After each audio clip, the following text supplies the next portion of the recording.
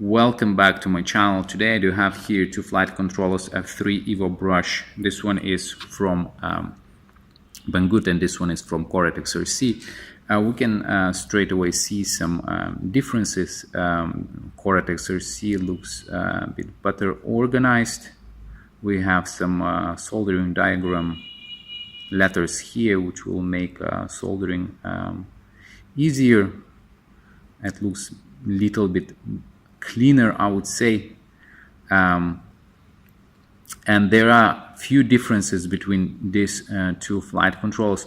Well, first of all, I should mention I do have a bunch of F3 brush flight controls from the Banggood, and the reason I do have them because quite many of them failed while using the 2S battery.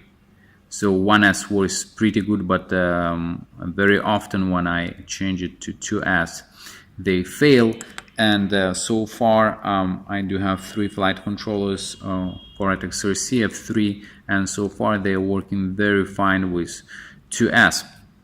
So if we have a look here at boot loader soldering point, so let's say you want to download new software of CleanFlight or Betaflight, you would need to solder these soldering points and then hook up to CleanFlight, download the new software and then unsolder them again. And these bootloading points on Coretexrc F3 are here. Another thing are the 1S and 2S joints, soldering points on these two flight controllers. So you can see this one is ready for 2S battery, and if we take another one, we'll see that this one here is soldered for 1S battery. Remove them, so now you can see much clearer, better 2S, and this is 1S. There are three soldering points.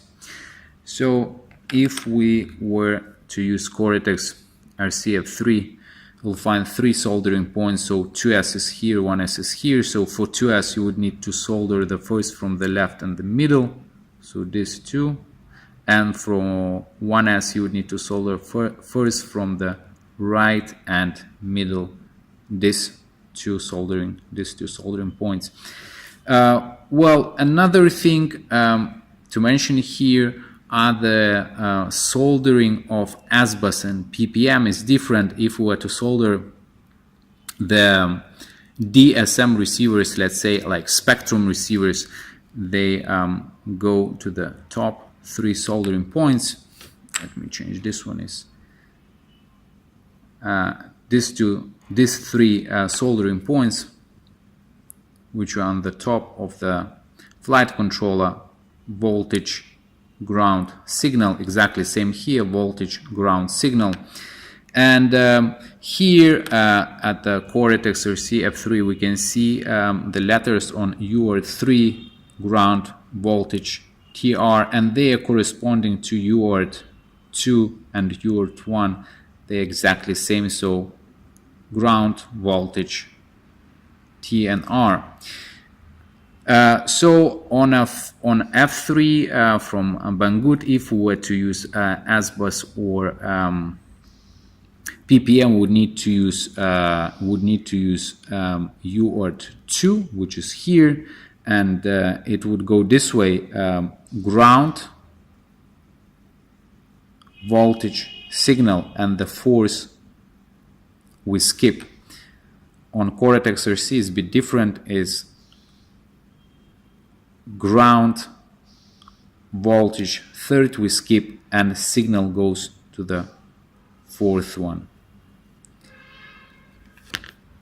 I will, in the end of this video, I will add soldering diagram of these two flight controllers. Thank you very much for watching the video, and I'll see you next time.